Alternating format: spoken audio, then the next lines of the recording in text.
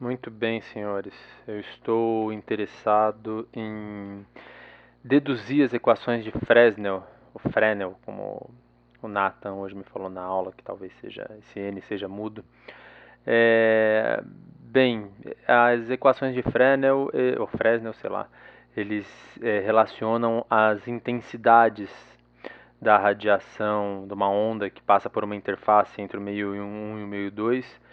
Ele relaciona a, a intensidade de reflexão com a intensidade da incidência, né? Aqui está o campo elétrico, você vai tirar o módulo quadrado desses caras para achar a intensidade. Eu percebi hoje na aula foi uma tragédia, porque eu tentei deduzir isso daqui no susto, né? Teve greve de ônibus hoje, não teve muito aluno, então a aula foi mais livre. Eu percebi que, antes de mais nada, a gente precisa entender como que é a mudança, né, a condição de contorno do campo elétrico e do magnético na interface entre os dois meios. Então, a primeira coisa que vamos fazer, vamos mostrar, né?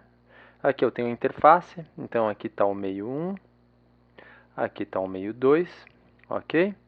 Então eu tenho um campo elétrico que ele está perpendicular à normal da interface, então a normal da interface está aqui na direção de y, certo? Então esse campo elétrico está perpendicular à normal. Bem, daí eu aplico a lei de Faraday, certo? A lei de Faraday. Circulação do campo elétrico, a força eletromotriz, é igual a menos a taxa de variação da variação, né, da variação do campo, do fluxo de campo magnético que atravessa essa areazinha aqui. Por que eu estou aplicando ela? Eu vou fazer uma circulação aqui e vou fazer essa areazinha aí a zero. Quando eu fizer essa areazinha a zero, eu vou ter uma linha de campo elétrico que vai estar passando aqui e uma aqui bem próxima uma da outra, só que estão em meios diferentes. Como a área vai a zero, esse termo aqui vai a zero, certo? Isso quer dizer que essa circulação tem que ser zero, porque a área vai a zero. Então, essa circulação vai ficar o comprimento vezes o campo elétrico no meio 2, que está na mesma direção, faz sempre circulação do sentido anti-horário, menos o comprimento vezes o campo elétrico no meio 1, porque eu estou circulando aqui para a esquerda, aqui por cima, e o campo elétrico está do lado para a direita. Isso daqui é zero, isso quer dizer que quando tem um campo elétrico que se aproxima de uma interface, ele atravessa a interface e esse campo elétrico está perpendicular à normal, ele não varia. Ok? Essa é o que dá a primeira equação de Maxwell. Então você entendeu a lógica do que eu vou fazer. Vamos ver o campo elétrico paralelo. O campo elétrico paralelo, que atravessa a superfície. Tá, o campo elétrico paralelo vai acontecer o seguinte efeito. Como eu tenho uma superfície e tenho um campo elétrico na direção dessa superfície, o meio material ele polariza.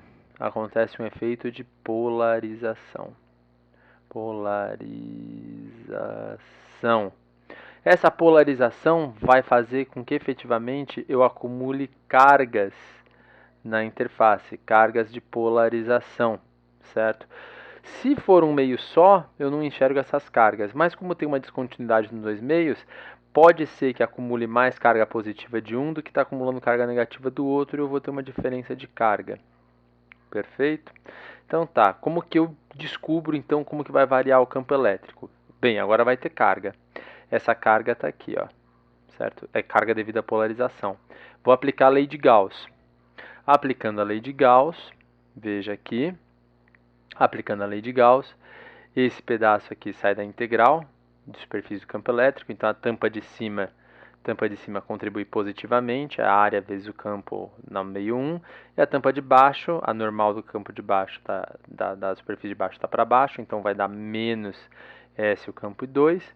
E essa carga de polarização é a densidade superficial de polarização vezes a área dividido, aparece o ε0 aqui. Você vê que as áreas morrem, não depende da área. Eu vou fazer, obviamente, esse volumezinho ficar muito pequenininho para não me preocupar com essa extensão aqui. Tá? Tá, pergunta que eu faço agora, já tenho o campo elétrico 1 menos o campo elétrico 2 nos dois meios. Você pergunta, quem é esse cara? Esse cara aqui, que é a densidade superficial de polarização, vai ser a polarização que eu estou tendo no meio 1, certo? Devido aos dipolos que surgem no meio 1, mais a polarização no meio 2 devido aos dipolos do meio 2, certo? A normal aqui, ela está na direção de y. E por definição, densidade superficial de carga de polarização, ele vai ser igual a normal na superfície, ele vai ser igual a normal da superfície, produto escalar com a polarização. E quem que é essa polarização? Ele é momento de dipolo por unidade de volume, tá? E ele está relacionado com o campo elétrico. Então, o σ1, ele está expondo as cargas negativas dele para baixo, por isso que aparece sinal de menos, ou seja, a normal do meio do σ1 está para baixo. E o σ2 está associado com a polarização, que está para cima, então ele está expondo as cargas positivas para cima, por isso fica polarização 2 menos polarização 1. Certo? Está aqui a relação entre esses caras. E a polarização, dividido por ε0, é a suscetibilidade elétrica vezes o campo elétrico. Então, eu posso substituir essa polarização pela suscetibilidade vezes o campo elétrico menos suscetibilidade vezes o campo elétrico. Então, eu substituo essas expressões que relacionam a polarização ao campo elétrico e a suscetibilidade aqui e obtenho esse lado aqui. Ok, agora eu vou pegar esse cara e substituir aqui. Quando eu faço isso, eu obtenho, lembre-se que eu estou pegando na direção de y, esses campos, eu vou ter o E1 menos E2, que saiu da lei de Gauss, aqui em cima. Ele vai ser igual a suscetibilidade em 2 vezes o campo em 2, menos a suscetibilidade 1 vezes o campo em 1. Eu passo o campo 1 para a esquerda, passo esse menos campo 2 para a direita, e eu vou ter essa expressão desse jeito. 1 mais a suscetibilidade, campo elétrico, 1 mais a suscetibilidade, campo elétrico. Só que 1 mais a suscetibilidade é a constante dielétrica. E o epsilon do material é a constante dielétrica vezes ε0. Então, se eu multiplicar por ε0 aqui, eu vou obter epsilon 1, ou seja, a permissividade elétrica do meio 1 vezes o campo elétrico do meio 1, é igual à permissividade elétrica do meio 2 vezes o campo elétrico do meio 2, quando eu tiver um campo que está atravessando, certo? Atravessando a direção da normal. E, por definição, essa grandeza, permissividade elétrica vezes o campo elétrico, é o vetor de deslocamento. Vetor deslocamento, certo? E o vetor de deslocamento está associado com as cargas livres. Então, se eu tentar aplicar a lei de Gauss com o vetor de deslocamento, deixa eu jogar para cá, se eu aplicar a lei de Gauss utilizando o vetor de deslocamento, ele vai ser simplesmente igual às cargas livres. As cargas que não surgem devido à polarização. Então, eu não incluo essas cargas quando eu aplico a lei de Gauss utilizando o vetor de deslocamento. Nota que não tem o ε0 aqui, porque o vetor de deslocamento é o campo elétrico vezes ε0. É como se eu tivesse passado o campo elétrico multiplicando. Então, o que é contínuo aqui na interface entre dois meios, quando eu tenho um campo elétrico na direção da normal, na verdade é D1 ser igual a D2, certo? Essa é a segunda relação. Tá, agora o campo magnético. Vamos entender o campo magnético, como que é a continuidade. Primeiro eu vou fazer o campo magnético perpendicular à normal. Então vou aplicar o mesmo raciocínio que eu apliquei para o campo elétrico. Aqui eu vou utilizar a lei de Ampère-Maxwell. A circulação do campo magnético, permeabilidade magnética do vácuo vezes as correntes que estão passando aqui por dentro desse caminho, estão fazendo as correntes aqui em vermelho, mais permeabilidade, permissividade, vezes a taxa de variação do fluxo de campo elétrico que está variando no tempo, que está atravessando essa área. Tá, como que eu me livro desse cara? Eu faço essa distância aqui, certo? Entre os dois caminhos longos aqui e a zero. Isso vai fazer a área a zero e esse cara vai morrer. Só vai sobrar esse pedaço aqui da equação. Tá. A corrente que está atravessando aqui essa área, ela é igual à densidade linear de corrente vezes o comprimento. Mas daí se pergunta, o que é essa densidade linear de corrente? Imagina o seguinte, imagine que o material, um cilindro que eu vou magnetizar. Quando eu magnetizo esse cilindro, eu produzo um monte de circulaçõezinhas, porque o dipolo magnético é uma circulação de corrente. Então, se você perceber bem, dentro do material, eu vou matar as correntes aqui dentro e vai sobrar correntes aqui fora, como se eu estivesse produzindo uma grande bobina. Certo? A gente vê isso lá no final da Física 3. Sabe aquele pedaço que nenhum professor dá? Então, é lá que a gente vê isso daqui. E você perceber bem, vai ter as correntes bem na superfície. Então, na interface entre dois meios, eu vou ter os dipolozinhos magnéticos aqui, que são circulaçõezinhas, certo? Então, eu coloquei a direção do dipolo, é circulaçãozinha, dipolo, circulaçãozinha, e isso vai produzir umas correntes que vão passar aqui na interface dos dois meios. Que legal, né? Que legal. E essa quantidade de corrente por unidade de comprimento é esse J, essa densidade linear. E é possível mostrar que esse J está associado com a magnetização. E o que é a magnetização? Magnetização. A magnetização é quantidade de momento de dipolo magnético por unidade de volume. Quando você faz isso, magnetização, produto vetorial com a normal da superfície, você tem o J. Então o J total nessa interface vai ser o J devido ao meio 1 e ao meio 2. Ó, puta, muito parecido com a polarização, não é? Quando eu aplico aqui, a normal para o meio 1 está voltado para baixo, a normal para o meio 2 está voltado para cima, porque a interface para o meio 2 é como se fosse para cima, a interface para o meio 1 é como se fosse para baixo. Então no meio 1 vai aparecer um menos, no meio 2 vai aparecer um mais. Daí eu substituo esses caras aqui e vou substituir aqui em cima. Só que tem mais um porém. A magnetização é proporcional ao campo magnetizante. É a suscetibilidade magnética vezes o campo magnetizante.